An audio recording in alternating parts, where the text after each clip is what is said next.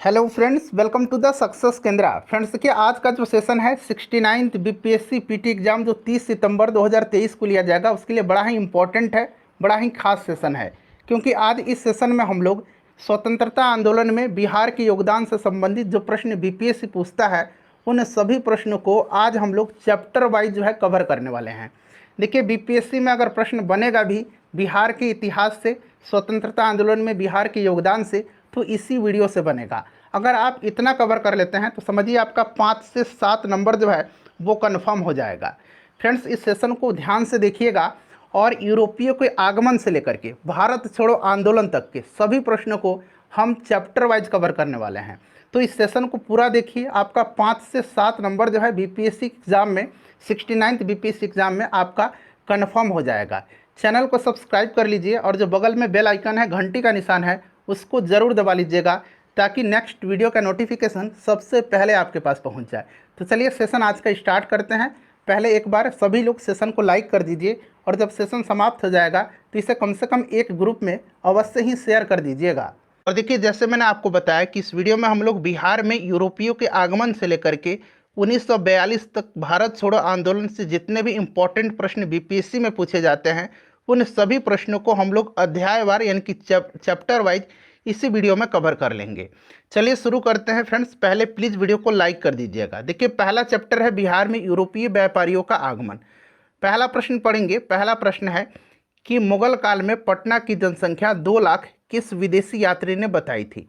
अगर आपको आंसर पहले से पता है तो आंसर आप कमेंट बॉक्स में दे करके बताते चलिएगा। देखिए, विदेशी यात्री मैनरिक के अनुसार मुगल काल में पटना की जनसंख्या 2 लाख थी, तो इसका ऑप्शन नंबर बी जो होगा करेक्ट आंसर हो जाएगा। और इसी प्रकार से मैंने चैप्टर वाइज प्राचीन बिहार के इतिहास को भी कवर करा दिया हुआ है। दूसरा प्रश्न है कि वर्तमान बिहार के किस शहर में डेनिश फैक्ट्री नेपाली कोठी डेनिश व्यापारियों द्वारा स्थापित की गई थी, बताइए। तो देखिए, बिहार के पटना में डेनिश फैक्ट्री नेपाली कोठी की स्थापना 1774-75 ईस्वी में हुई थी। इसको भी आप ध्यान रखिएगा, 1774-75 ईस्वी में हुई थी। कहाँ पर? तो पटना में। तो ऑप्शन नंबर इसका बी हो जाएगा करेक्ट आंसर। नेक्स्ट क्वेश्चन है कि बिहार में सर्वप्रथम आगमन हुआ था। तो देखिए, बिहार में सबसे पहले पुर्तगाली व्यापारियों का आगमन हुआ था, उसके बाद डच आए थे, उसके बाद फ्रांसीसी आए थे, उसके बाद डेनिश आए थे और फिर ईस्ट इंडिया कंपनी की स्थापना हुई यानी कि अंग्रेज आए थे। तो इसका राइट आंसर क्या हो जाएगा? पुर्तगालियों का। ऑप्शन नंबर इसका डी राइट आंसर हो जाएगा। अगला प्रश्न करेंगे कि बिहार में डच मुख्यतः व्यापार करते थे। यहाँ पर देखिए, मुख्यतः शब्द यहाँ पर ऐड किया गया है। तो देखिए फ्रेंड्स, डचों ने 1632 ईस्वी में, आपको याद होगा कि 1632 ईस्वी में डचों ने वर्तमान पटना कॉलेज में प्रथम डच फैक्ट्री की स्थापना किया था। और डच मुख्यतः सोरे का व्यापार करते थे, लेकिन इसके अलावा चीनी, अफीम एवं सूती वस्त्र के व्यापार में भी इनकी अभिरुचि थी। तो यहाँ पर मुख्यतः इन्होंने सोरे का व्यापार किया था। तो यहाँ पर देखिए, सोरे का हो जाएगा option number A right answer इसका हो जाएगा। क्वेश्चन नंबर 5 है कि पटना में ईस्ट इंडिया कंपनी के प्रमुख के रूप में सर्वप्रथम किसकी नियुक्ति हुई थी। तो देखिए, सर्वप्रथम पटना में ईस्ट इंडिया कंपनी के प्रमुख के रूप में 1664 ईस्वी में 1664 ईस्वी में जॉब चारनाक को नियुक्त किया गया था और वह इस पद पर 1680-81 तक बना रहा था। तो इसको भी आप ध्यान रखिएगा। देखिए, ध्यान से सुन लीजिए, जितने भी मैं पॉइंट्स को एक्सप्लेन कर रहा हूँ, धैर्यपूर्वक इस वीडियो को देख लीजिए। सभी के सभी प्रश्न आधुनिक बिहार के इतिहास से आपके कवर हो जाएंगे। तो राइट आंसर इसका ऑप्शन नंबर बी हो जाएगा, जॉब चारनाक। नेक्स्ट क्वेश्चन है कि वर्तमान पटना कॉलेज में स्थित डच फैक्ट्री की स्थापना कब की गई थी। तो अभी मैंने बताया था 1632 में। राइट आंसर इसका देखिए 1632 हो जाएगा। नेक्स्ट क्वेश्चन है हमारा कि बिहार से यूरोपीय कंपनियां क्या व्यापारिक सामग्री प्राप्त करती थी, बताइए। यूरोपीय कंपनियां यहाँ पर पूछा गया है। तो इसका जो करेक्ट आंसर हो जाएगा, ये सोरा, अनाज, वस्त्र यानी कि सूती वस्त्र, अफीम, चीनी, इन सब का ये व्यापार करते थे। तो उपरोक्त सभी इसका राइट आंसर हो जाएगा। उसके बाद देखिए, मुगल शासक शाहजहां के समय किस अंग्रेज यात्री ने बिहार की यात्रा की थी। तो बिहार की यात्रा किया था मुगल शासक शाहजहां के शासनकाल में पीटर मुंडी ने। यहाँ पर देखिए, पीटर मुंडी हो जाएगा option number D right answer इसका। ठीक है, ध्यान रखेंगे। चलिए, नेक्स्ट क्वेश्चन है कि किस अंग्रेज यात्री ने बिहार में पड़े 1670-71 के भीषण अकाल की चर्चा की है? बताइए राइट आंसर इसका क्या हो जाएगा। तो देखिए फ्रेंड्स, देखिए फरवरी 1668 में, ध्यान रखेंगे फरवरी 1668 में लश्कर खां के स्थान पर औरंगजेब ने इब्राहिम खां को बिहार का सूबेदार बनाया और वह नवंबर 1673 तक बिहार का सूबेदार रहा था। और इसके समय में जो है एक यात्री जॉन मार्शल बिहार आया था और इस समय बिहार में भयंकर अकाल पड़ा हुआ था। और इसी के समय यानी कि औरंगजेब के समय ही एक अन्य डच यात्री डी ग्रैफी भी पटना आया था। कौन? डी ग्रैफी भी। तो डी ग्रैफी ने भी अकाल का चर्चा किया है। और किसने किया है? तो अभी मैंने आपको बताया जॉन मार्शल ने भी किया है। तो यहाँ पर देखिए जॉन मार्शल दिया गया, ऑप्शन नंबर ए इसका राइट आंसर हो जाएगा। और अंग्रेज यात्री जॉन मार्शल भागलपुर, मुंगेर, फतुहा, हाजीपुर इत्यादि के बारे में जानकारी देता है। तो डी ग्रैफी भी आया था और इसके समय में भी यहाँ पर अकाल था और इसने भी अकाल का उल्लेख किया है। ठीक है, तो यहाँ पर जॉन मार्शल दिया गया, इसीलिए जॉन मार्शल इसका राइट आंसर हो जाएगा। और ये आया था जॉन मार्शल डी ग्रैफी किसके समय में? तो याद रखेंगे ये आए थे किसके समय में? औरंगजेब के समय में। ठीक है, चलिए। और एक और यात्री औरंगजेब के समय में आया था, उसको भी आपको याद रखना है। औरंगजेब के समय में बर्नियर आया था। ठीक है, बर्नियर, जॉन मार्शल, डी ग्रैफी। ठीक है, ये तीनों नाम आप याद रखेंगे। चलिए नेक्स्ट क्वेश्चन है कि विदेशी यात्री मैंड्रिक ने मुगल काल में पटना की कितनी जनसंख्या बतलाई थी? तो अभी मैंने आपको बताया 2 लाख बतलाया था। तो इसका right answer option number C हो जाएगा। ठीक है फ्रेंड्स, चलिए अगला प्रश्न है हमारा कि किस यात्री ने पटना को मुगल साम्राज्य का दूसरा सबसे बड़ा नगर तथा उत्तरी भारत का सबसे बड़ा व्यापारिक केंद्र बताया है? बताइए इसका राइट आंसर क्या हो जाएगा। तो इसका राइट आंसर हो जाएगा तावेर्नियर। ऑप्शन नंबर इसका ए होगा राइट आंसर। ठीक है, ऑप्शन नंबर ए होगा इसका राइट आंसर। पटना का देश के बड़े शहरों में से एक माना था इसने। चलिए अगला प्रश्न करेंगे, नेक्स्ट क्वेश्चन है। अब देखिए इसमें हम लोग बिहार में ईस्ट इंडिया कंपनी का जो प्रभुत्व है उससे संबंधित प्रश्नों को कवर करेंगे। पहला प्रश्न है कि पटना में स्थित गोलघर का निर्माण किसने करवाया था? बताइए पटना में स्थित गोलघर का जो निर्माण है ये किसने करवाया था? अच्छा क्वेश्चन है, बताइए फ्रेंड्स इसका राइट आंसर क्या हो जाएगा। तो देखिए इसका जो करेक्ट आंसर हो जाएगा फ्रेंड्स, इसका जो करेक्ट आंसर होगा वो कौन सा हो जाएगा? तो ऑप्शन नंबर यहाँ पर बी हो जाएगा, जॉन गास्टिन ने। ठीक है, जॉन गास्टिन ने करवाया था। और किसके समय करवाया था? उस समय गवर्नर जनरल कौन था? ज़रा आप मुझे कमेंट करके पहले बताइएगा। ठीक है, चलिए अगला प्रश्न करेंगे। नेक्स्ट क्वेश्चन है हमारा कि पलासी का युद्ध कब हुआ था? पलासी का युद्ध जो है ये कब हुआ था? तो पलासी का युद्ध जो है फ्रेंड्स यह हुआ था 23 जून 1757 को। कब हुआ था? 23 जून 1757 को पलासी का युद्ध हुआ था। और इसमें बंगाल का नवाब सिराजुद्दौला था और इसमें जो ब्रिटिश सेना का नेतृत्व कर रहा था वो कौन कर रहा था? तो फ्रेंड्स वो कर रहा था रॉबर्ट क्लाइव। और इसमें सिराजुद्दौला जो है पराजित हो गया और अंग्रेज़ों से जो पराजित हुआ इस युद्ध में, इसके उपरांत मीरन को, किसको? मीरन को जो है बिहार का उप नवाब बनाया गया। चलिए 23 जून 1757 हो जाएगा। उसके बाद देखिएगा कि बक्सर के युद्ध 1764 ईस्वी में अंग्रेजी दल का नेतृत्व था। तो बक्सर का जो युद्ध हुआ था इसमें बंगाल का नवाब मीर कासिम, अवध का नवाब सुजाउद्दौला और मुगल सम्राट शाह आलम द्वितीय की संयुक्त सेना थी और दूसरी तरफ हेक्टर मुनरो के नेतृत्व वाली ब्रिटिश सेना थी। ठीक है, तो ये आपका हो जाएगा हेक्टर मुनरो, इसमें भी अंग्रेजों की जीत हुई थी। नेक्स्ट क्वेश्चन है कि बक्सर के युद्ध 1764 ईस्वी में अंग्रेजी सेना के विरुद्ध संयुक्त सेना में शामिल थे। तो मैंने अभी आपको बताया था कि इसमें कौन था? तो बंगाल का नवाब मीर कासिम, अवध का नवाब सुजाउद्दौला और मुगल सम्राट शाह आलम द्वितीय। तो उपरिक्त सभी हो जाएगा।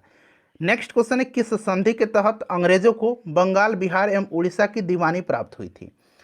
बताइए। तो देखिए यह इलाहाबाद की संधि है। इलाहाबाद की संधि जो हुई थी ये 12 अगस्त 1765 को हुई थी। ध्यान रखेंगे, डेट सहित याद रखिएगा, 12 अगस्त 1765। इलाहाबाद की संधि से अंग्रेजों को बंगाल, बिहार एवं उड़ीसा की दीवानी प्राप्त हुई थी। ठीक है, और कंपनी ने बिहार में सीताब राय को दीवान नियुक्त किया था। तो ये इलाहाबाद की संधि हो जाएगा। नेक्स्ट क्वेश्चन है हमारा, देखिए अगला प्रश्न है कि बक्सर की युद्ध के उपरांत कंपनी ने किसे बिहार का दीवान नियुक्त किया था? तो यहाँ पर देखिए बक्सर पूछा गया है। ठीक है, तो बक्सर की युद्ध के उपरांत जो है राइट आंसर इसका क्या हो जाएगा? तो इसका करेक्ट आंसर हो जाएगा सीताब राय को। ठीक है, चलिए नेक्स्ट क्वेश्चन हमारा कि पलासी के युद्ध के उपरांत बिहार का उपनवाब बना था। अब यहाँ पर देखिए पलासी का युद्ध, तो मैंने आपको बताया था कि पलासी के युद्ध के उपरांत जो है मीरन को बिहार का उपनवाब बनाया गया था। मीरन इसका राइट आंसर हो जाएगा। उसके बाद देखिएगा कि पटना के पहले मजिस्ट्रेट कौन थे। पटना के पहले मजिस्ट्रेट कौन थे, बताइए राइट आंसर इसका क्या हो जाएगा।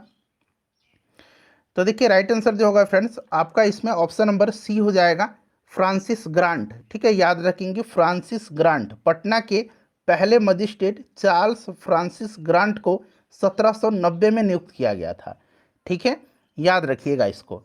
चलिए नेक्स्ट क्वेश्चन कर लेंगे कि पटना से पृथक करके गया जिला बना था। ये भी क्वेश्चन इंपॉर्टेंट है, बताइए। तो 1865 ईस्वी में पटना से अलग कर गया जिला का निर्माण किया गया था, 1865 ईस्वी में।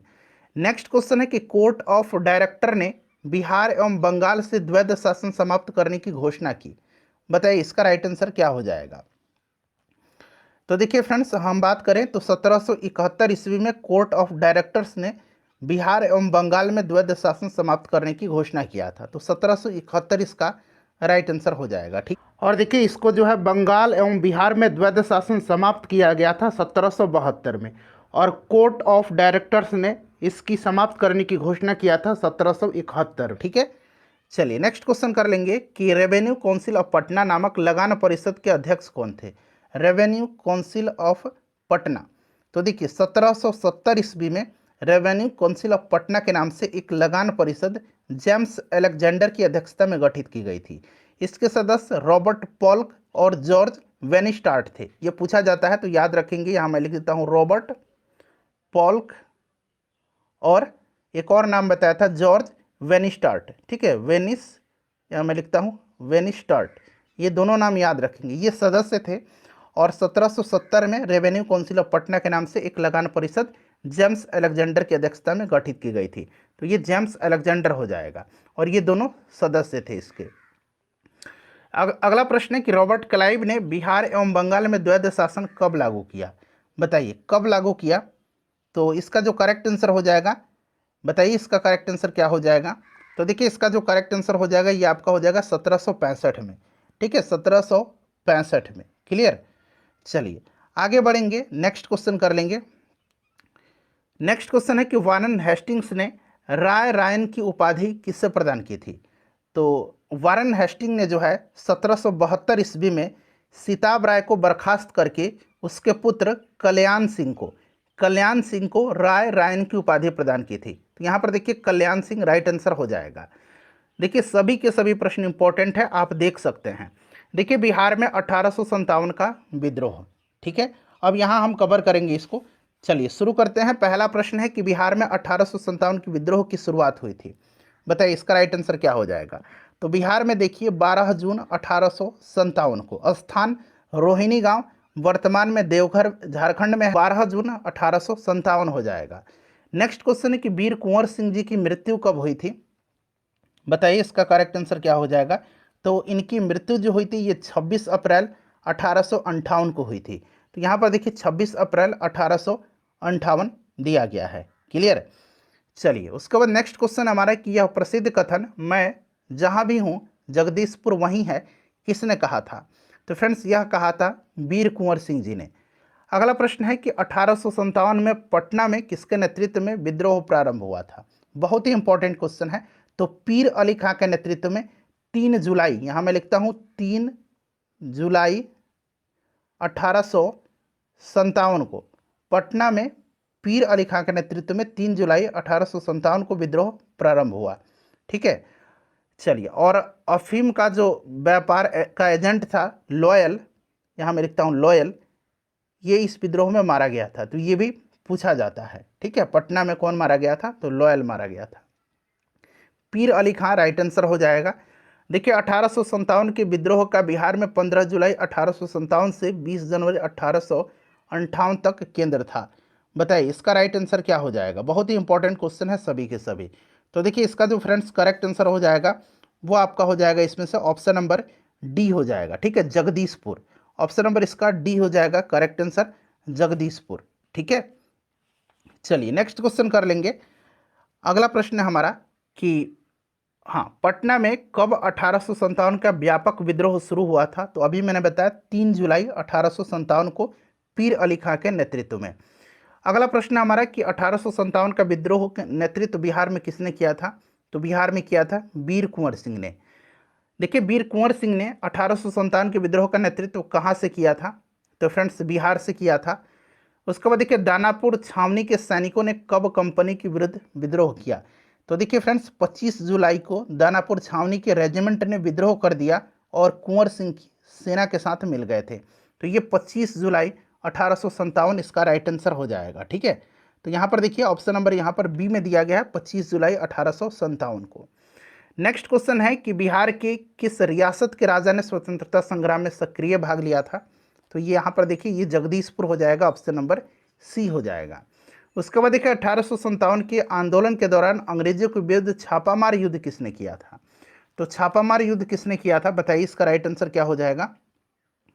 तो इसका जो करेक्ट आंसर हो जाएगा आपका अमर सिंह हो जाएगा। ठीक है, अमर सिंह इसका करेक्ट आंसर हो जाएगा। ये वीर कुंवर सिंह के अनुज थे, छोटे भाई थे। उसके बाद देखिएगा कि बिहार में 1857 में मोहम्मद हुसैन खां के नेतृत्व में विद्रोह कहाँ हुआ था? देखिए, यहाँ पर अब पूछा गया है मोहम्मद हुसैन खां। तो मोहम्मद हुसैन खां के नेतृत्व में छपरा में हुआ था और खुशहाल सिंह के नेतृत्व में जो है वजीरगंज में विद्रोह हुआ था। ठीक है, ध्यान रखेंगे, इन सब को आपको ध्यान रखना होगा। और देखिए, 30 जुलाई 1857 को, 30 जुलाई यहाँ मैं लिखता हूँ 30 जुलाई 1857 को पटना, मुजफ्फरपुर, शाहबाद, चंपारण और सारण में सरकार ने मार्शल लॉ लागू कर दिया था। ये भी प्रश्न बनता है। तो राइट आंसर यहाँ पर देखिएगा मोहम्मद हुसैन खां के नेतृत्व में जो है छपरा में हुआ था। नेक्स्ट क्वेश्चन हमारा कि बिहार में 1857 में खुशहाल सिंह के नेतृत्व में विद्रोह कहाँ हुआ था? तो मैंने अभी आपको बताया वजीरगंज में हुआ था। उसके बाद देखिएगा कि बिहार में 1857 के विद्रोह के नेता अमर सिंह की मृत्यु कब हुई थी? बताइएगा, अमर सिंह की मृत्यु जो है ये कब हुई थी? बहुत ही इंपॉर्टेंट क्वेश्चन है सभी के सभी। तो देखिए फ्रेंड्स, अमर सिंह जी की जो मृत्यु हुई थी यह आपसे पूछा जा रहा है, बताइए करेक्ट आंसर क्या हो जाएगा? तो देखिए, इनको जो है अमर सिंह जी को कहाँ पर कैद करके रखा गया था? तो ये भी आपको ध्यान रखना है, अमर सिंह जी को रखा गया था गोरखपुर में। ठीक है, कहाँ रखा गया था? गोरखपुर में रखा गया था। ठीक है, और गोरखपुर में रखा गया था और वहीं पर जेल में ही इनकी मृत्यु हो गई थी। ये भी आप जरूर ध्यान रखिएगा। ठीक है, और इनकी मृत्यु जो हुई थी ये आपसे पूछा गया है, तो इनकी मृत्यु हुई थी कब? बताइए राइट आंसर इसका क्या होगा? तो देखिए, इसका जो करेक्ट आंसर हो जाएगा ये आपका 5 फरवरी 1860 को हुई थी। 5 फरवरी 1860 को जो है इनकी मृत्यु हो गई थी। ठीक है, चलिए आगे बढ़ेंगे, नेक्स्ट क्वेश्चन कर लेंगे। अगला प्रश्न हमारा कि बिहार में 1857 के विद्रोह के नेता अमर सिंह को गिरफ्तार किसने किया था? तो ये प्रश्न पूछा जा रहा है, गिरफ्तार किसने किया था? तो राइट आंसर इसका ऑप्शन नंबर डी हो जाएगा, महाराजा जंग बहादुर ने। किसने? महाराजा जंग बहादुर ने किया था। ठीक है, चलिए राइट आंसर इसका हो जाएगा आपका option number D. Next question करेंगे कि बिहार में राष्ट्रीय चेतना एवं स्वतंत्रता आंदोलन, अब यहाँ से होता है कि राष्ट्रीय आंदोलन में जो स्वतंत्रता का आंदोलन था उसमें बिहार का जो योगदान था अब यहाँ से शुरू होता है। ठीक है, चलिए पहला प्रश्न पढ़ेंगे। देखिए, पहला प्रश्न है हमारा कि बिहार में स्वदेशी आंदोलन के समर्थन में स्थापना की गई थी। बताइए राइट आंसर इसका क्या हो जाएगा? तो किसकी स्थापना की गई थी यह आपसे पूछा जा रहा है। बताइए फ्रेंड्स, इसका करेक्ट आंसर क्या होगा? तो यहाँ पर देखेंगे, इसका जो राइट आंसर हो जाएगा वो आपका हो जाएगा इसमें से गोल्डन लीग की। किसकी स्थापना की गई थी? तो गोल्डन लीग की स्थापना की गई थी। ठीक है, याद रखेंगे, गोल्डन लीग की स्थापना की गई थी। तो ऑप्शन नंबर इसका ए राइट आंसर हो जाएगा। क्लियर? चलिए आगे बढ़ेंगे। ये पूछा भी जाता है गोल्डन लीग की स्थापना के बारे में, तो इसको भी आप याद रखेंगे। स्वदेशी आंदोलन के समर्थन में गोल्डन लीग की स्थापना देवघर में हुई थी, जो कि अभी वर्तमान झारखंड में है। उसके बाद देखिए, 1908 में बिहार प्रादेशिक सम्मेलन में पृथक बिहार प्रांत का गठन का प्रस्ताव किसने रखा था? बताइए राइट आंसर इसका क्या हो जाएगा? तो देखिए, इसका जो राइट आंसर हो जाएगा फ्रेंड्स, ये आपका बताइए करेक्ट आंसर इसका क्या हो जाएगा? तो देखिए, इसका जो राइट आंसर हो जाएगा वो आपका ऑप्शन नंबर सी हो जाएगा, मोहम्मद फखरुद्दीन ने। देखिए, मोहम्मद फखरुद्दीन के द्वारा बिहार को बंगाल से पृथक कर नए प्रांत के गठन के प्रस्ताव को सर्वसम्मति से स्वीकृत भी कर लिया गया था। 1908 में प्रथम अधिवेशन पटना में हुआ था बिहार प्रादेशिक सम्मेलन का। तो राइट आंसर इसका हो जाएगा आपका ऑप्शन नंबर सी। उसके बाद देखिए बिहार स्टूडेंट कॉन्फ्रेंस की स्थापना हुई थी। बिहार स्टूडेंट कॉन्फ्रेंस की स्थापना, तो देखिए इसकी स्थापना जो हुई थी ये कब हुई थी, ये आपसे पूछा जा रहा है। तो 1906 में हुई थी। और एक ध्यान रखेंगे, पूछा जाता है कि बिहार स्टूडेंट कॉन्फ्रेंस का 16वां अधिवेशन कहाँ हुआ था। तो फ्रेंड्स यह हुआ था कहाँ पर, हजारीबाग में 1921 में। चलिए उसके बाद देखिए रामकृष्ण सोसाइटी की स्थापना किसने किया था। रामकृष्ण सोसाइटी की स्थापना जो है 1906-07 में, 1906-07 में जो है पटना में रामकृष्ण सोसाइटी की स्थापना बाबा जी ठाकुर दास ने किया था। तो यहाँ पर देखिए ऑप्शन नंबर डी इसका राइट आंसर हो जाएगा। बिहार छात्र सम्मेलन हुआ, बताइए इसका राइट आंसर क्या हो जाएगा। बिहार छात्र सम्मेलन हुआ, तो देखिए राइट आंसर जो होगा फ्रेंड्स इसका हो जाएगा पटना में। ठीक है, पटना में हुआ बिहार छात्र सम्मेलन। क्लियर, 1906 में डॉक्टर राजेंद्र प्रसाद द्वारा पटना में आयोजित हुआ था। और इसमें जो अन्य व्यक्तित्व थे सच्चिदानंद सिन्हा थे, महेश नारायण थे, इन सब का नाम भी याद रखिएगा।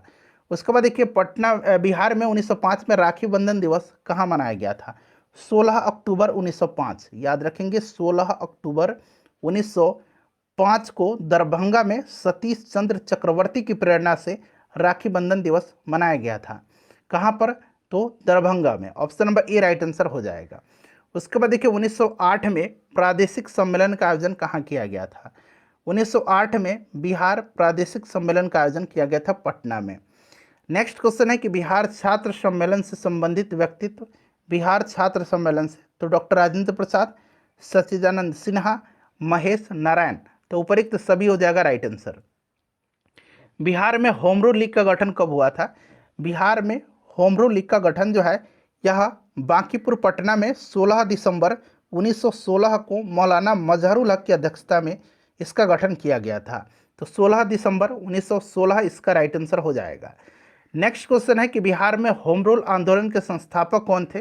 तो अभी मैंने बताया था आपको कि 16 दिसंबर 1916 को बांकीपुर पटना में मौलाना मजहरुल हक की अध्यक्षता में होम रूल लीग का गठन हुआ था। तो option number C right answer हो जाएगा। होम रूल आंदोलन के दौरान श्रीमती एनी बेसेंट पटना आई थी। तो देखिए ये पटना जो है यह 2 बार आई थी आंदोलन के दौरान, 18 अप्रैल और 25 जुलाई 1918 को। 18 अप्रैल और 25 जुलाई 1918, ऑप्शन नंबर ए होगा इसका राइट आंसर। क्लियर, चलिए अगला प्रश्न है कि बिहार में गौ हत्या रोकने के लिए गोरक्षणी सभाओं की स्थापना किस वर्ष हुई थी। बिहार में यहाँ पर पूछा जा रहा है। तो बिहार में जो हुई थी फ्रेंड्स यह 1893 में हुई थी। ऑप्शन नंबर इसका सी हो जाएगा राइट आंसर, 1893 में।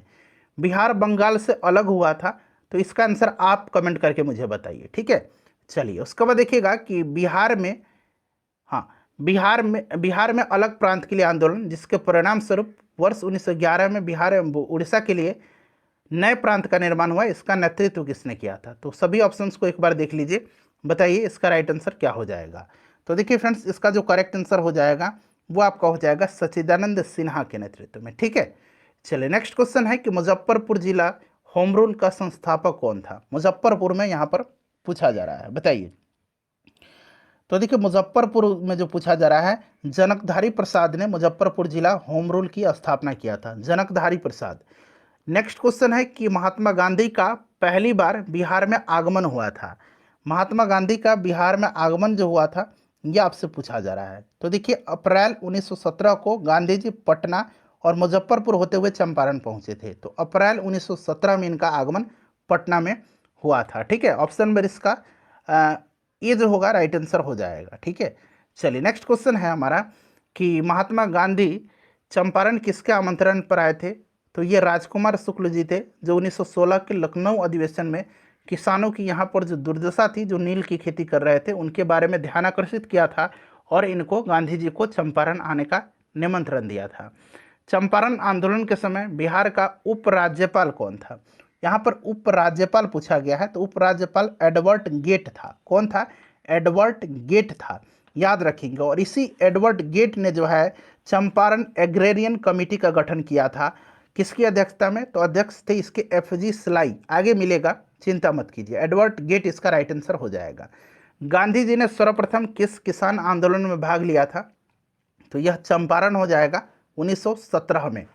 अगला प्रश्न हमारा कि चंपारण आंदोलन से कौन संबंधित नहीं है? यहाँ पूछा गया कि कौन संबंधित नहीं है। तो देखिए इसमें जो संबंधित व्यक्ति हैं वो कौन कौन से थे? तो अनुग्रह नारायण सिंह थे, जेबी कृपलानी थे, डॉक्टर राजेंद्र प्रसाद थे। तो एटलीस्ट ये 3 नाम आप जरूर याद रखिएगा, ठीक है। जयप्रकाश नारायण नहीं थे।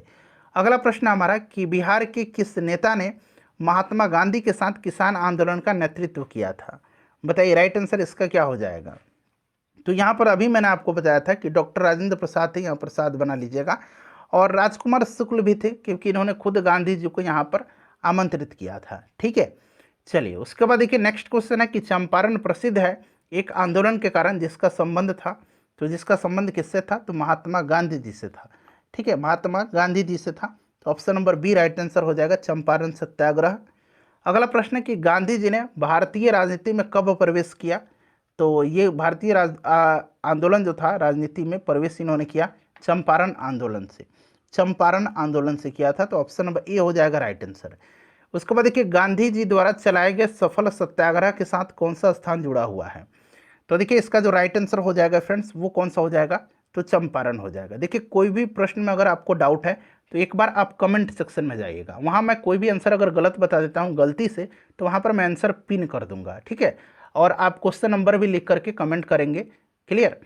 चलिए उसके बाद देखिएगा कि महात्मा गांधी द्वारा चंपारण सत्याग्रह प्रारंभ हुआ था तो 1917 में। उसके बाद देखिए गांधी जी का चंपारण आंदोलन किस लिए था?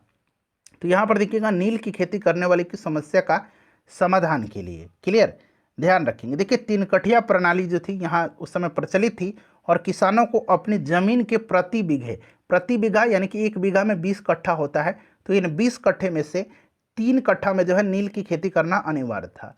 तो राइट आंसर ऑप्शन नंबर इसका सी हो जाएगा। उसके बाद देखिएगा कि भारत में गांधी जी का प्रथम सत्याग्रह, तो भारत में जो था ये आपका चंपारण सत्याग्रह था। अगला प्रश्न है कि चंपारण सत्याग्रह के दौरान गांधी जी पर मुकदमा चलाया गया था। तो गांधी जी पर मुकदमा जो है चलाया गया था कहाँ? तो फ्रेंड्स मोतिहारी में चलाया गया था, ठीक है, मोतिहारी में चलाया गया था। उसके बाद देखिए नेक्स्ट क्वेश्चन है, इंपॉर्टेंट क्वेश्चन है कि चंपारण सत्याग्रह के दौरान सरकार द्वारा गठित चंपारण एग्रेरियन कमेटी के अनुशंसा पर क्षतिपूर्ति के रूप में कितनी प्रतिशत धनराशि किसानों को वापस की गई थी?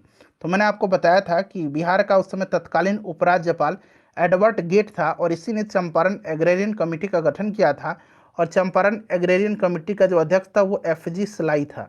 कौन था? FG सलाई था, ये याद रखेंगे। गांधी जी भी इसके सदस्य रहे थे और इस कमेटी की अनुशंसा पर 3 कठिया प्रणाली को कानून के द्वारा समाप्त कर दिया गया, किसानों का लगान घटा दिया गया और क्षतिपूर्ति के रूप में 25% धन जो है किसानों का वापस किया गया।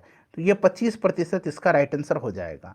अगला प्रश्न है अब खिलाफत आंदोलन और असहयोग आंदोलन से संबंधित सभी प्रश्नों को हम कवर करेंगे। पहला प्रश्न है कि बिहार में खिलाफत आंदोलन का नेतृत्व प्रदान किया था। बिहार में खिलाफत आंदोलन का, तो बिहार में मौलाना मजहरुल हक ने खिलाफत आंदोलन का नेतृत्व किया था। तो मौलाना मजहरुल हक हो जाएगा। खिलाफत आंदोलन के दौरान बिहार में मौलाना शौकत अली का आगमन कब हुआ था? मौलाना शौकत अली का आगमन जो हुआ था अप्रैल 1919 में पटना में हुआ था, अप्रैल 1919 में। ऑप्शन नंबर सी इसका राइट आंसर हो जाएगा। नेक्स्ट क्वेश्चन है कि खिलाफत आंदोलन के दौरान बिहार की किस नेता ने विधायिका की सदस्यता से त्यागपत्र दिया था? विधायिका की सदस्यता से त्यागपत्र दिया था, बताइए। तो देखिए नरुल हसन ने प्रांतीय विधायिका की सदस्यता से त्यागपत्र दे दिया था। कौन? नरुल हसन ने। तो ये नरुल हसन हो जाएगा राइट आंसर इसका। उसके बाद देखिए फुलवारी शरीफ के शाह बदरुद्दीन, फुलवारी शरीफ के शाह बदरुद्दीन ने शमसुल उलेमा की जो उपाधि थी उसको त्याग दिया था और शाह सुलेमान ने अवैतनिक दंडाधिकारी का पद त्याग दिया था। खिलाफत आंदोलन के दौरान बात हो रही है। उसके बाद देखिए बिहार में खिलाफत आंदोलन के दौरान किस महिला नेता की सक्रिय भागीदारी रही थी? तो ये थी कौन? तो यह बी अम्मा थी, ठीक है। तो ऑप्शन नंबर इसका बी होगा राइट आंसर, ठीक है, याद रखेंगे कौन थी? तो बी अम्मा थी। नेक्स्ट क्वेश्चन हमारा कि बिहार में खिलाफत आंदोलन के दौरान किसने अवैतनिक दंडाधिकारी के पद से त्याग दिया था? तो अभी मैंने बताया था कि शाह सुलेमान ने। कौन? शाह सुलेमान ने जो है अवैतनिक दंडाधिकारी का पद त्याग दिया था। और फुलवारी शरीफ के शाह बदरुद्दीन ने शमसुल उलेमा की उपाधि त्याग दी थी। चलो उसके बाद देखिएगा कि खिलाफत आंदोलन के दौरान संपूर्ण बिहार में मुसलमानों ने हड़ताल का आयोजन किया था। बताइए राइट आंसर इसका क्या हो जाएगा। तो 19 मार्च 1920 को संपूर्ण बिहार में मुसलमानों ने हड़ताल की थी, जिसका मुजफ्फरपुर, भागलपुर, आरा और मुंगेर में व्यापक प्रभाव पड़ा था। तो आपका ये मार्च 1920 हो जाएगा। ठीक है, ऑप्शन नंबर ए जो होगा राइट आंसर हो जाएगा। चलिए क्वेश्चन नंबर 7 देखेंगे। देखिए क्वेश्चन नंबर 7 है फ्रेंड्स हमारा। हाँ, अब देखिए कि बिहार में असहयोग आंदोलन की शुरुआत कब हुई थी। अब बिहार में असहयोग आंदोलन की शुरुआत पूछा गया है, तो देखिए इसका जो राइट आंसर हो जाएगा, बिहार में पूछा गया है, तो ऑप्शन नंबर इसका बी हो जाएगा। 1920 में ही हुआ था। क्लियर। और देखिए असहयोग आंदोलन का प्रस्ताव सितंबर 1920 में कोलकाता अधिवेशन में पारित हुआ एवं नागपुर अधिवेशन में स्वीकार किया गया। डॉक्टर राजेंद्र प्रसाद की अध्यक्षता में अगस्त 1920 में बिहार प्रांतीय राजनीतिक सम्मेलन का आयोजन भागलपुर में हुआ, जिसमें गांधी जी के असहयोग आंदोलन के प्रस्ताव को स्वीकृति मिल गई और इसमें ब्रजकिशोर प्रसाद द्वारा प्रस्तावित स्वराज के मुद्दे को भी असहयोग आंदोलन में शामिल किया गया। चलिए अगला प्रश्न करेंगे कि बिहार प्रांतीय राजनीति सम्मेलन में असहयोग आंदोलन के प्रस्ताव को स्वीकृति दी गई। इस सम्मेलन की अध्यक्षता किसने किया था। तो अभी जस्ट मैंने बताया था किसने किया था, डॉक्टर राजेंद्र प्रसाद ने किया था। ठीक है, उसके बाद असहयोग आंदोलन के दौरान विधायिका के चुनाव से उम्मीदवारी किसने वापस ले ली थी। तो विधायिका के चुनाव से उम्मीदवारी, तो देखिए असहयोग आंदोलन के दौरान डॉक्टर राजेंद्र प्रसाद, मजहरुल हक, ब्रजकिशोर प्रसाद, मोहम्मद शफी आदि नेताओं ने विधायिका की चुनाव से उम्मीदवारी वापस ले ली थी। तो इसका राइट आंसर क्या हो जाएगा, ऑप्शन नंबर डी हो जाएगा, उपयुक्त सभी। उसके बाद देखिएगा छपरा, सारण में असहयोग आंदोलन के दौरान नेतृत्व किया था, तो किसने किया था बताइए, इसका राइट आंसर क्या हो जाएगा। तो देखिए यहाँ पर जो राइट आंसर इसका हो जाएगा फ्रेंड्स, ये आपका हो जाएगा option number B, Rahul Sankrityayan ने। किसने किया था, राहुल सांकृत्यायन ने। ठीक है, और भागलपुर में दीप नारायण सिंह ने किया था, मुंगेर में मोहम्मद जुबैर, मुजफ्फरपुर में मोहम्मद शफी और छपरा सारण में राहुल सांकृत्यायन ने किया था। चलिए नेक्स्ट क्वेश्चन है हमारा कि असहयोग आंदोलन के दौरान किसने राय साहब की उपाधि त्याग दी थी। तो देखिए असहयोग आंदोलन के दौरान डॉक्टर राजेंद्र प्रसाद के भाई राय साहब महेंद्र प्रसाद ने राय साहब की उपाधि त्याग दी थी और अवैतनिक दंडा अधिकारी के पद से भी इस्तीफा दे दिया था। तो राइट आंसर इसका क्या हो जाएगा, राइट आंसर इसका हो जाएगा Mahendra Prasad. Option number A हो जाएगा करेक्ट आंसर। उसके बाद देखिएगा कि दीघा पटना में सदाकत आश्रम का निर्माण करवाया था।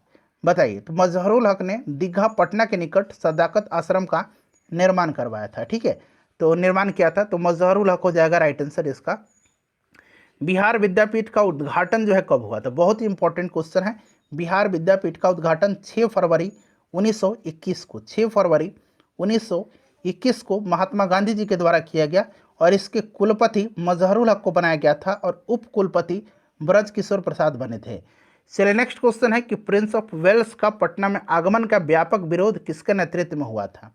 प्रिंस ऑफ वेल्स का, बताइए राइट आंसर। दिसंबर 1921 में, दिसंबर 1921 में प्रिंस ऑफ वेल्स का पटना में आगमन हुआ और इसका विरोध जो है सावित्री देवी के नेतृत्व में व्यापक विद्रोह हुआ था।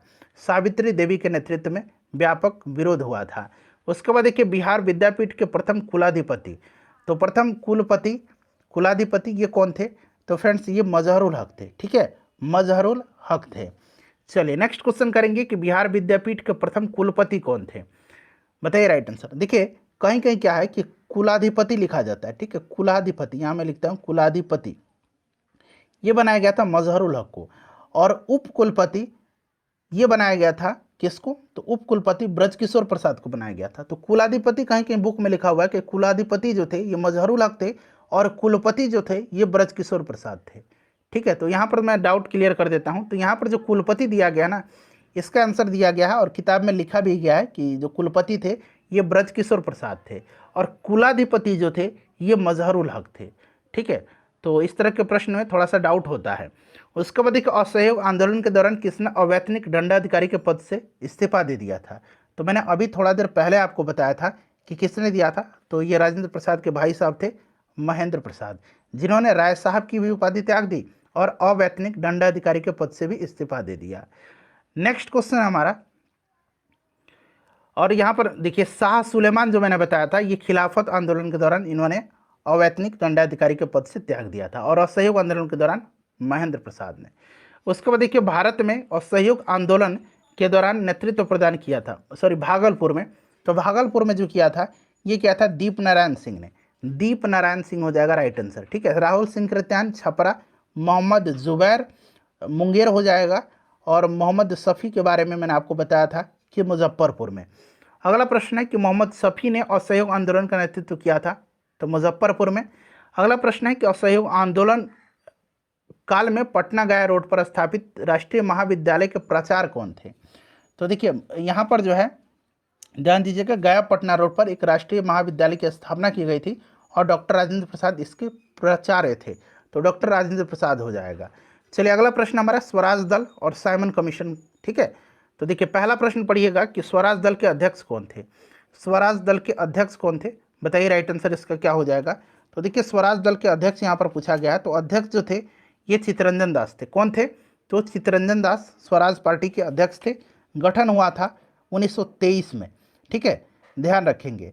और देखिए मोतीलाल नेहरू इसके महासचिव थे, और बिहार में फरवरी 1923 में श्री कृष्ण सिंह के नेतृत्व में जो है स्वराज दल का गठन हुआ था, और बिहार में श्री नारायण प्रसाद इसके अध्यक्ष बने थे, और अब्दुल बारी इसके सचिव बने थे, और नेतृत्व में गठन किया गया था श्री कृष्ण सिंह के। चलिए नेक्स्ट क्वेश्चन हमारे कि स्वराज पार्टी के महासचिव, तो अभी मैंने बताया महासचिव जो थे ये कौन थे, तो पंडित मोतीलाल नेहरू थे।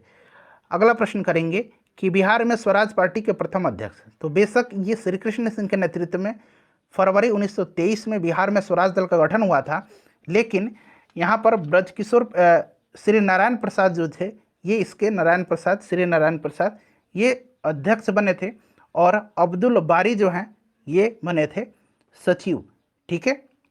चलिए अगला प्रश्न करेंगे, नेक्स्ट क्वेश्चन है कि बिहार स्वराज पार्टी के महासचिव, तो मैंने अभी आपको बताया कौन थे, तो अब्दुल बारी थे, क्लियर।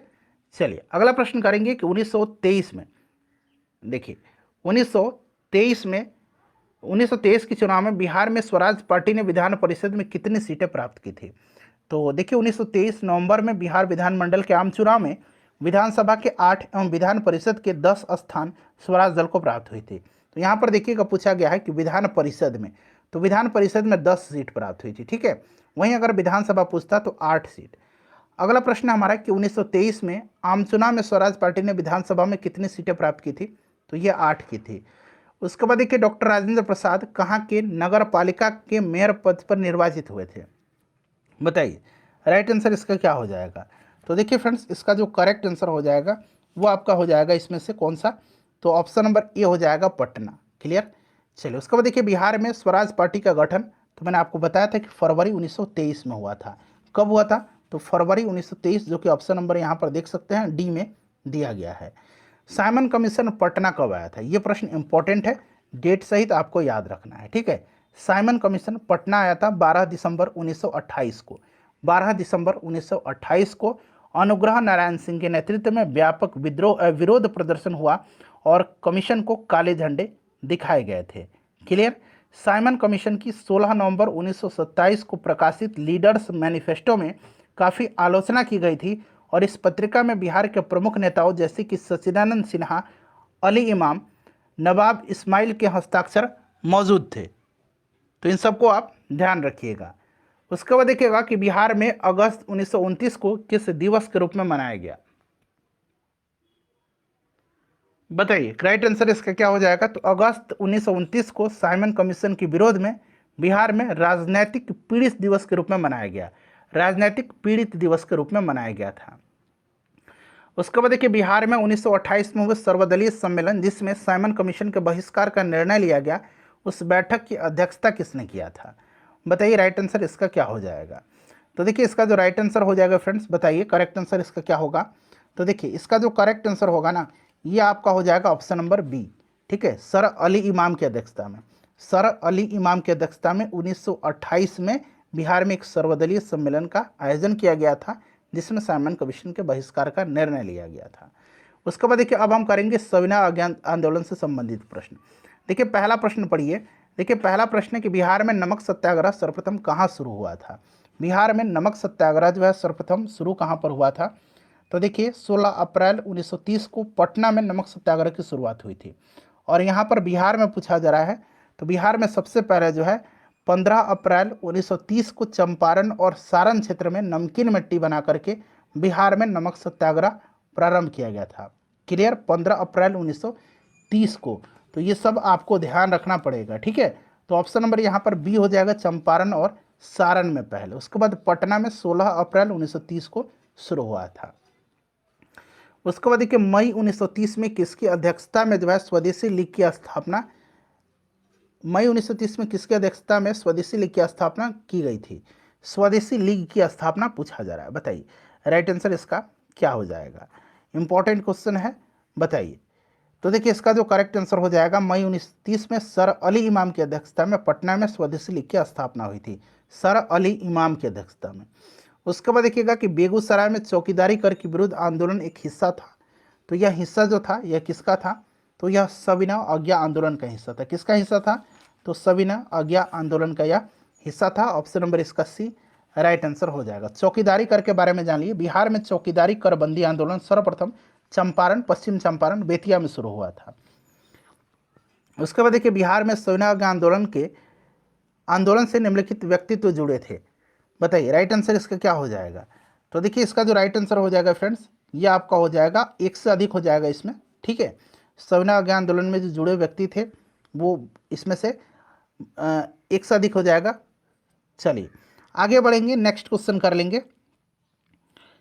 हाँ, अगला प्रश्न इसमें देखिए कौन कौन से लोग जुड़े थे सविनय अवज्ञा आंदोलन के दौरान। तो जेबी कृपलानी थे।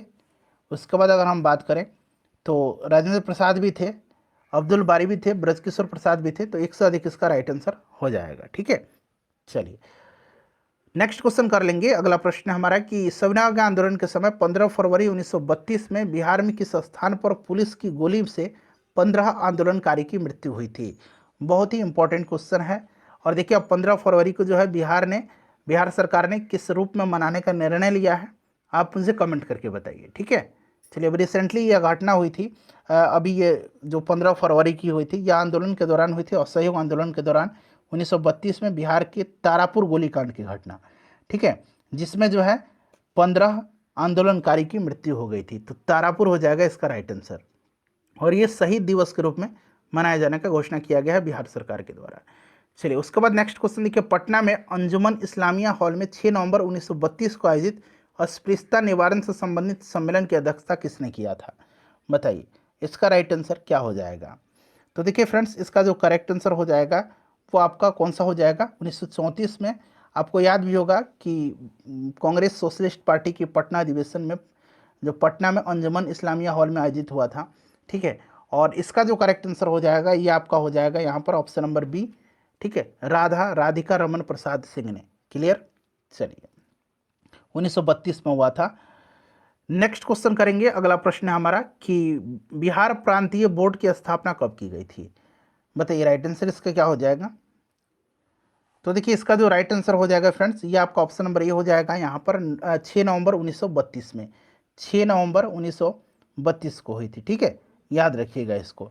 चलिए नेक्स्ट क्वेश्चन कर लेंगे। अगला प्रश्न हमारा है कि बिहार के किस जिले के जेल कैदियों ने नग्न हड़ताल की थी?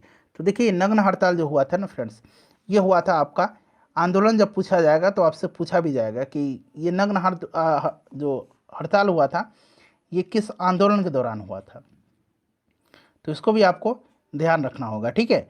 तो फ्रेंड्स यह जो हुआ था ये कहाँ पर हुआ था? छपरा में हुआ था, ठीक है, छपरा इसका राइट आंसर हो जाएगा। Option number B correct answer हो जाएगा। चलिए आगे बढ़ेंगे, नेक्स्ट क्वेश्चन कर लेंगे कि चौकीदारी कर बंदी आंदोलन के प्रणेता कौन थे? चौकीदारी कर बंदी आंदोलन के प्रणेता कौन थे? तो फ्रेंड्स ये थे अनुराग सिंह। उसके बाद देखिए बिहार में चौकीदारी कर बंदी आंदोलन सर्वप्रथम शुरू हुआ था तो बेतिया में, मैंने आपको बताया था। सविनय अवज्ञा आंदोलन के दौरान डॉक्टर राजेंद्र प्रसाद को कब गिरफ्तार किया गया था? तो राजेंद्र प्रसाद जी को 5 जुलाई 1930 को गिरफ्तार करके छपरा से गिरफ्तार इनको किया गया था, ठीक है, 5 जुलाई 1930 को। उसके बाद देखिए बिहार में मैजिक लालटेन के लेक्चर जो है किस आंदोलन से संबंधित है? तो मैजिक लालटेन की जो लेक्चर है यह आयोजित की गई थी कहाँ? तो मुजफ्फरपुर जिला में, ठीक है। याद रखेंगे सविनय अवज्ञा आंदोलन के दौरान। तो यह हो जाएगा अपना सविनय अवज्ञा आंदोलन, ऑप्शन नंबर डी आपका करेक्ट आंसर हो जाएगा। उसके बाद नेक्स्ट क्वेश्चन कर लेंगे। अब देखिए बिहार कांग्रेस सोशलिस्ट पार्टी और प्रांतीय चुनाव। तो देखिए 1934 में बिहार कांग्रेस सोशलिस्ट पार्टी का अधिवेशन कहाँ आयोजित हुआ था? तो ये पटना में हुआ था, आपको याद होगा, मैंने अभी बताया है, अंजुमन इस्लामिया हॉल में 1934 में। अध्यक्ष आचार्य नरेंद्र देव थे और सचिव जयप्रकाश नारायण थे। उसके बाद देखिए कांग्रेस सोशलिस्ट पार्टी के अध्यक्ष कौन थे? तो अध्यक्ष थे आचार्य नरेंद्र देव। उसके बाद देखिए 1937 में बिहार विधानसभा चुनाव में कांग्रेस कुल कितनी सीटों पर विजय रही? बताइए 1937 में। तो इसका जो करेक्ट आंसर होगा वो कौन सा हो जाएगा? तो ऑप्शन नंबर यहाँ पर देखिएगा आपका 98, यानी कि कुल 152 स्थानों में से 107 पर कांग्रेस ने चुनाव लड़ा था और 98 सीटों पर विजयी रही थी। उसके बाद देखिए 1937 में बिहार विधानसभा के कितने सीटों पर चुनाव हुए थे? तो अभी मैंने आपको बताया भी कि 152 सीट पर चुनाव हुए थे। उसके बाद देखिए बिहार कांग्रेस सोशलिस्ट पार्टी के महासचिव कौन थे? तो महासचिव जयप्रकाश नारायण जी थे। चलिए नेक्स्ट क्वेश्चन है हमारा कि भारत शासन अधिनियम 1935 ईस्वी के तहत केंद्रीय विधान परिषद में बिहार के लिए कितनी सीटें आवंटित की गई थी? बताइए कितना सीट आवंटित किया गया था? तो ये जो किया गया था, ये कितना किया गया था बताइए? तो फ्रेंड्स ये जो किया गया था ये 8 किया गया था, ठीक है। इस अधिनियम के तहत 1935 के भारत शासन अधिनियम के तहत केंद्रीय विधान परिषद में बिहार के सदस्यों की संख्या 8 निर्धारित की गई थी।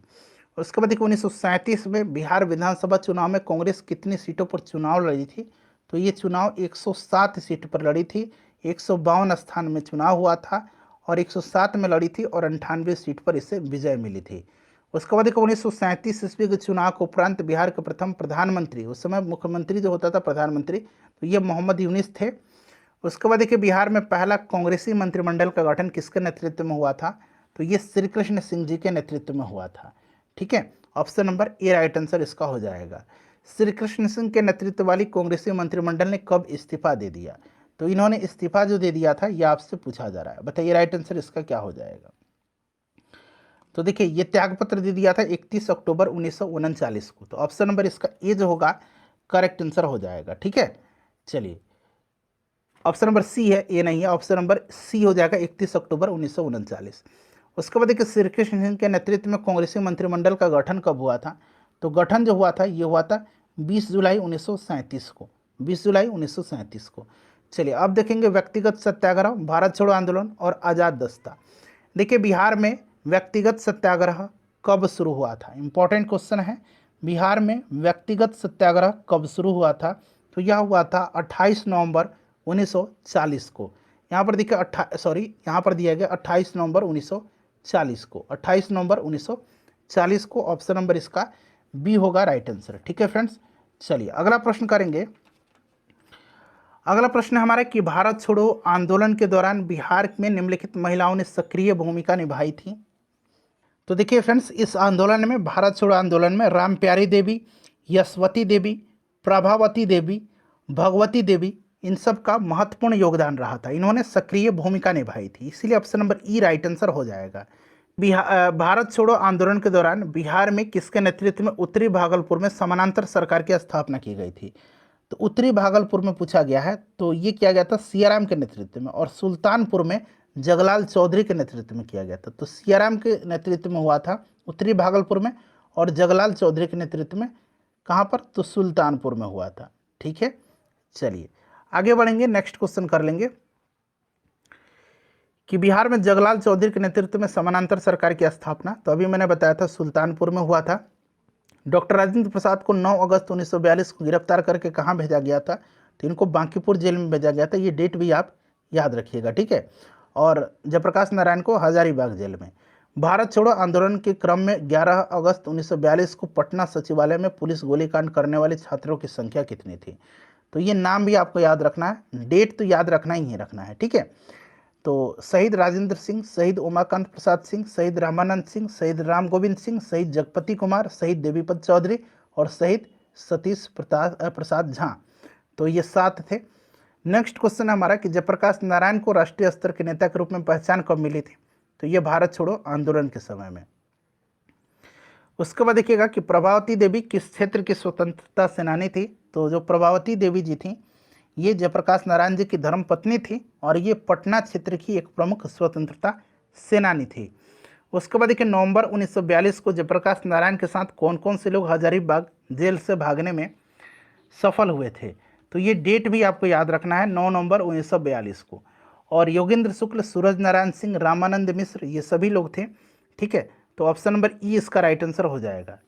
रामानंद मिश्र, योगेंद्र शुक्ल, सूरज नारायण सिंह।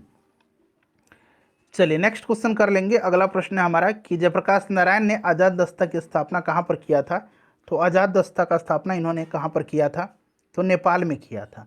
कहाँ पर किया था, नेपाल में इन्होंने आज़ाद दस्ता की स्थापना किया था। और आज़ाद दस्ता के रेडियो एवं प्रचार विभाग को संचालन का प्रभारी बनाया गया था राम मनोहर लोहिया को। बिहार में आज़ाद दस्ता सक्रिय रहा था, तो ये भारत छोड़ो आंदोलन के समय में। तो फ्रेंड्स ये जितने भी प्रश्न थे इन सभी प्रश्नों को मैंने कवर करा दिया है।